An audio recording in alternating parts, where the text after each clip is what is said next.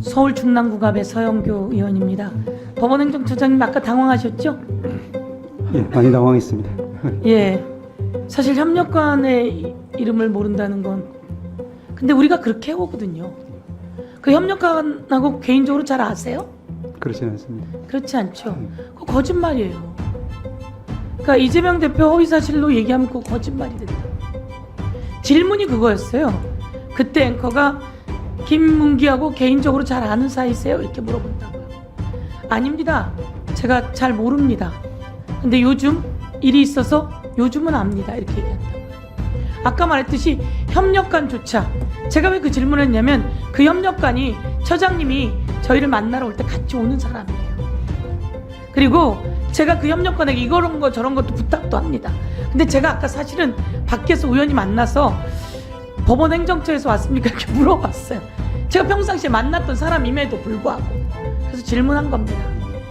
그래서 우리는 아주 상식적이어야 돼요. 그리고 법원 행정처장님, 차장님 아까 박동찬 전문위원 이름은 아는데 얼굴 기억이 안 난다 그랬죠? 우리 사실 매일 보거든요. 개인적으로 좀 아세요? 개인적으로 모릅니다. 허위 사실이 된다고요. 이런 것처럼 과연 우리는 허위 사실 유포라고 하는 것은 무엇이냐? 선거법에서 내가 경쟁자고 상대 경쟁자가 있습니다. 상대 경쟁자가 어디에 숨겨놓은 딸이 있어요. 저 사람은 학교 거기까지 안 나왔는데 거기까지 나왔다는 거예요. 저 사람 이 동네에 안 살았는데 이 동네에 산다는 거예요. 이렇게 그 사람의 출생, 가족, 그리고 등등 학력, 경력 등에 대해서 거짓말을 했느냐 이런 걸 살피라고 선거법이 있는 거예요. 그런데 우리가 생각 못하는 의식 이런 거를 올가매라는 게 아닙니다. 그런데 이에 대해서 검찰이 2년형을 선고해요. 미친 거죠. 2년형 징역형을 구형합니다. 미친 겁니다. 그러니 대한민국 국민이 검찰을 신뢰하지 않는 거예요.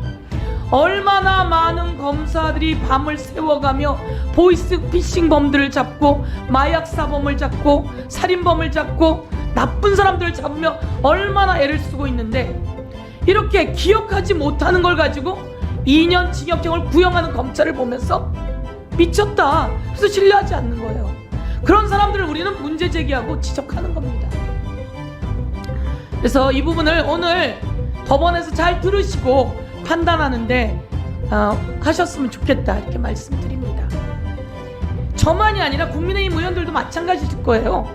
우리 행정실장이 정진욱이었는지 제가 오늘 여쭤봤어요. 미안하지만 매일 보는데도. 두 번째, 위증 관련한 이야기가 있었어요. 위증 교사라고 하죠. 위증 교사는 왜 위증 교사라고 하는 거랍니까? 이 사람이 누구를 살인했는데 그렇지 않다고 다른 증거를 위증하는 경우를 위증 교사라고 하는 거예요. 말이 기억이 안 나는 걸 기억나게 해서라도 똑바로 말해달라라고 하는 건 위증 교사가 아니에요. 그리고 제가 한번 질문하겠습니다. 저도 그런 일을 경험해서 그런데요. 30분짜리 녹취예요. 근데 검사가 이걸 7분짜리만 자기에게 유리한 것만 따다가 증거로 공소장에 올렸습니다. 이거 증거 능력 있습니까? 증거 능력에 이의를 제기하면 정당히 인정할 수 없습니다. 전체를 다 들어봐야 됩니다. 그렇습니다. 30분짜리 녹취 중에 7분짜리만 가지고 자기에게 유리한 것만 갖다가 놓고 이걸 공소장이라고 내놓은 거예요. 그래서 사람들은 그건 줄 알아요. 그런데 이 녹취록이 검찰에 있어요. 그것도 30분짜리가.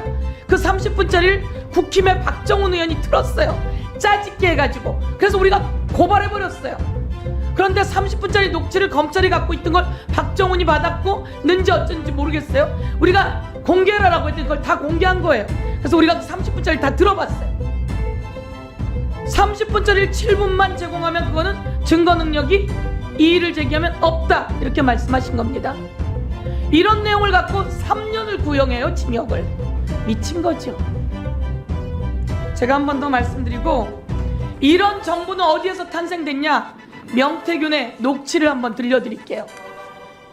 윤석열 대통령 집에 자주 간대요. 가서 누웠다가 있다가도 온대요. 윤석열 대통령과 김건희 여사가 선거 도와줬다고 아크로비스타를 준다고 했다는 거예요. 녹취 한번 들어보겠습니다.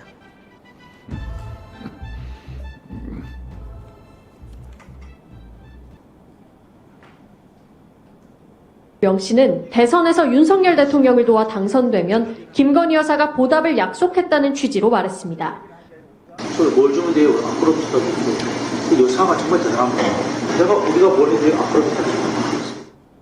방송은 또 명 씨가 내가 만든 정권, 내가 무너뜨릴 수 있는 거죠라고 문자를 보냈고 자신이 판을 짰고 이 선거를 기획한 사람이라고 말했다고 전했습니다.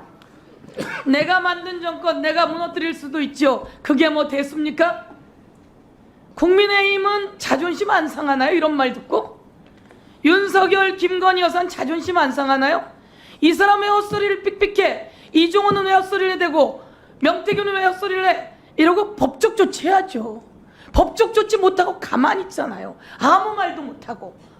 내가 만든 정권 내가 무너뜨린다는 말을 하는데 아크블 오피스텔을 준다고 했다는데 3억 6천을 받으러 갔다는데 왜 국민의힘은 아무 말을 못하죠? 왜 김건희 여사는 법적 조치를 안 하죠? 이것은 부린 것이 있고 엄청난 문제가 이제 골마 터진 걸 이야기합니다. 이것을 손도 못 대고 있는 검찰, 한쪽에는 증거 능력도 없는 것을 짜집게서 가지고 오고, 그리고 인식과 기억을 소환하는 검찰, 이게 문제가 있는 겁니다. 다시 한번 법원이 판단할 때 올바른 판단을 해줄 것을 법원에 기대합니다. 이상입니다. 네, 수고하셨습니다. 네, 하세요. 우리 서영교 의원님 질의하시는 내용에 대해서는 전혀 뭐 이의가 없는데요.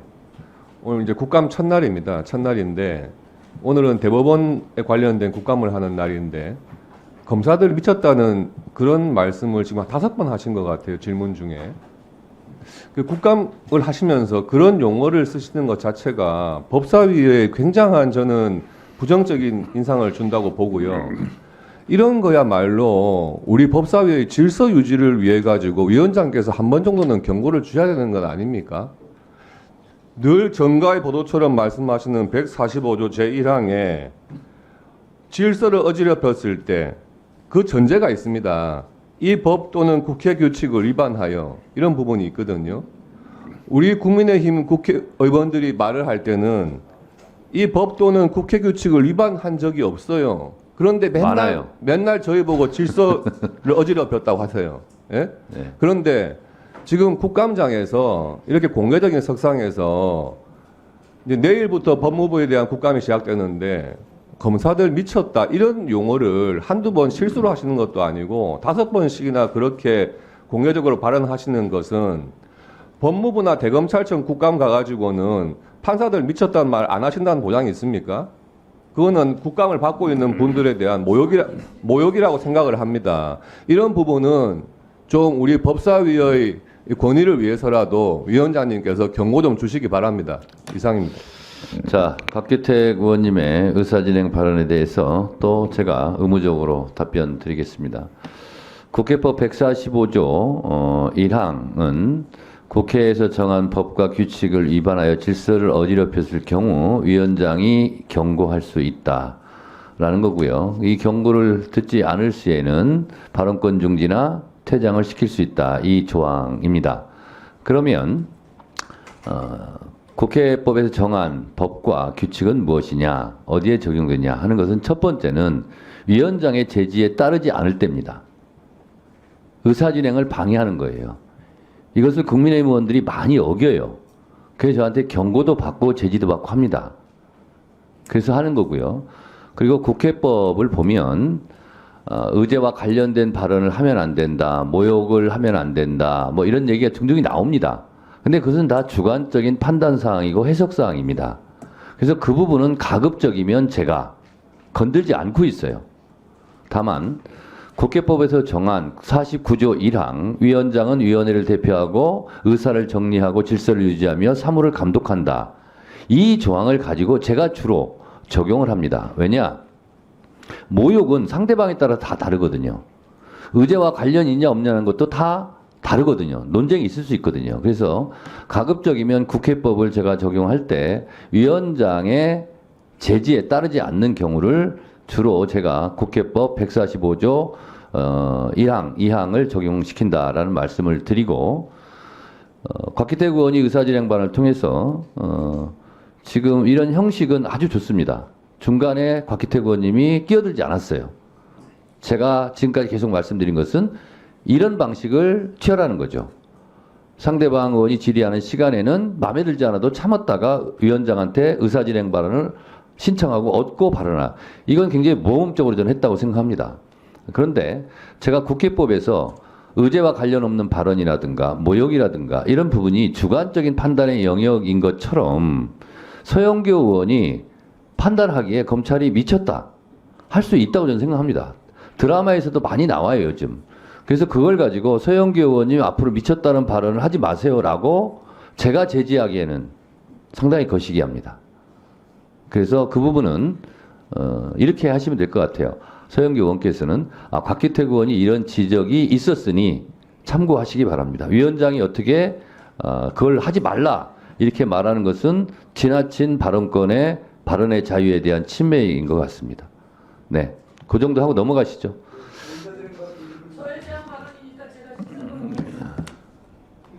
그냥 넘어가셔도 될 것 같은데요.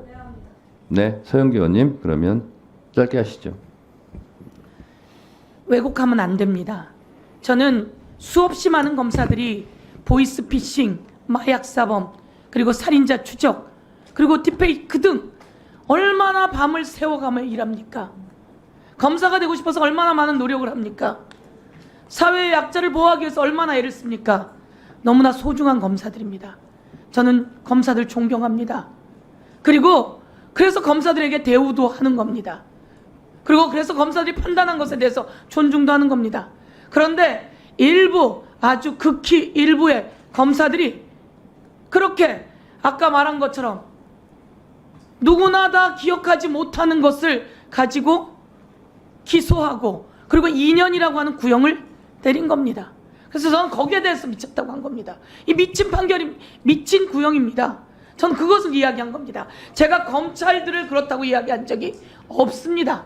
그리고 마찬가지로 위증과 관련한 것도 증거가 30분짜리 통하면 30분을 다 내놔야 합니다. 그런데 7분을 짜집기 하고 이렇게 해서 내놓은 것에 대해서 법원 행정처장도 그렇고 모두가 아는 내용입니다. 이건 증거 능력이 없습니다. 그런데 우리는 공소장이 그렇게 나왔기 때문에 그게 사실인 줄 알았던 거죠. 그리고 나서 저희들이 그 다음을 다 찾아보게 된 겁니다. 그랬더니 30분짜리였고 있는 그대로 말해달라고 하는 내용이 12번이나 나옵니다.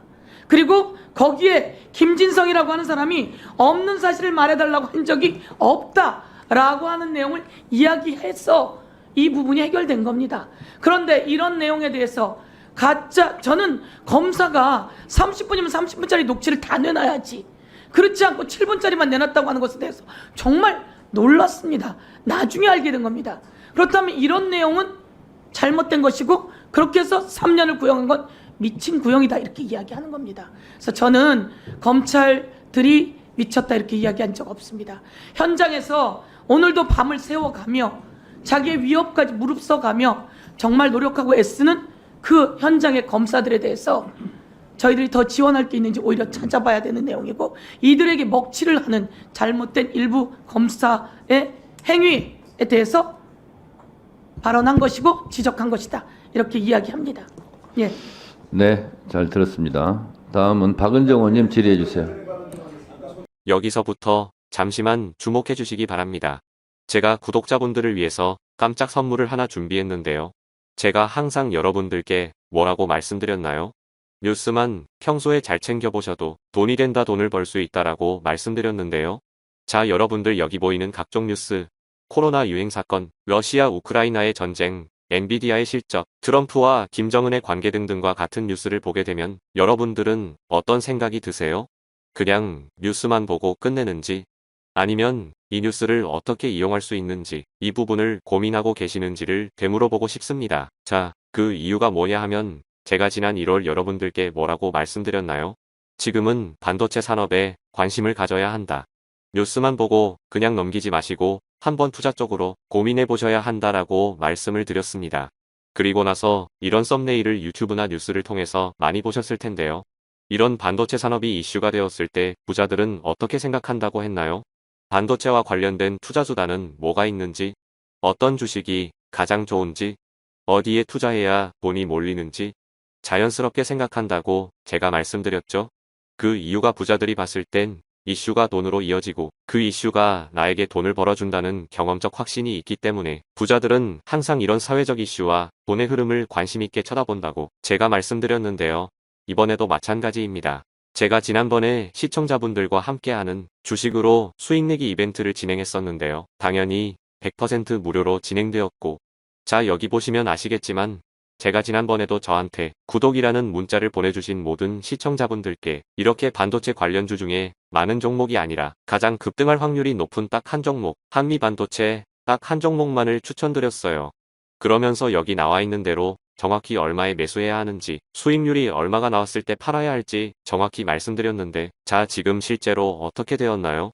오른쪽을 보시면 아시겠지만 제가 1월에 문자로 이 한미반도체를 소개해드리고 나서 실제 3배 이상의 급등이 나왔죠. 그래서 당시에도 굉장히 많은 분들이 제가 드린 이 종목으로 수익을 크게 내실 수 있었는데요. 다시 한번 수익 축하드리고 이번에도 마찬가지입니다. 최근 우리나라뿐만 아니라 국제 정세가 매우 불안정합니다. 과열된 AI 이슈와 함께 채권 가격과 일본 엔캐리 트레이드 청산으로 휘청거리고 있는데요. 이제 하락장의 초입으로 다양한 징후들이 나타나고 있습니다. 이제 본격적으로 금리 인하와 함께 하락이 더 심해지면 일반 개인들은 결국 더욱더 시장을 외면하고 가장 싼 가격에 울며 겨자 먹기로 손절하기 마련일 텐데요. 사실 역사적으로 이런 시그널이 있을 때야말로 좋은 주식을 저점에서 매수할 수 있는 절호의 기회입니다. 즉, 좋은 주식이 시장 상황 영향에 따라 어쩔 수 없이 떨어질 때를 적극적으로 노려야 한다는 거죠. 자, 그렇기 때문에 제가 이번에도 뭘 보내드린다고요? 지난번과 마찬가지로 대박이라는 문자를 보내주시면 제가 이번 하락장에서의 보물, 추후 주가가 가장 크게 급등할 한 종목을 구독자분들에게 문자로 종목명과 사고파는 시점을 모두 알려드릴 거예요. 그래서 여러분들이 주식으로 돈 버는 연습을 한번 해보시라 이렇게 말씀을 드리고, 혹시라도 나는 주식을 하지 않는다 라고 하시는 분들은 주변에 주식하시는 분들께 추천해 주셔도 되고, 연세가 있으신 분들은 자녀분들에게 한번 이걸로 수익을 내보라고 이렇게 조언해 줄 수도 있으시겠지요. 그래서 지금 이 영상을 보시는 시청자분들 중에 나도 이번 종목이 궁금하다 하시는 분들은 누구나 상관없이 어느 시간대나 상관없이 부담 없이 이렇게 위쪽 상단에 제 번호 남겨두고 있습니다. 제 개인 번호 010-2803-3347인데요. 지난번처럼 대박 이라고 보내주시면 제가 이번에도 똑같이 무료 추천 급등주 문자를 보내드리겠습니다. 그래서 제 번호 010-2803-3347로 문자 보내주시면 여러분들이 직접 이슈를 통해서 돈 버는 연습을 해보실 수 있는 것이고, 제가 돈을 받는 것도 투자를 대신해드리는 것도 아니니까 부담 없이 신청해 주시면 되는 겁니다. 그리고 수익이 나면 저는 다른 것은 바라지 않습니다. 제 채널에 구독, 좋아요 한 번씩만 눌러주시라 이렇게 다시 한번 말씀드리겠습니다.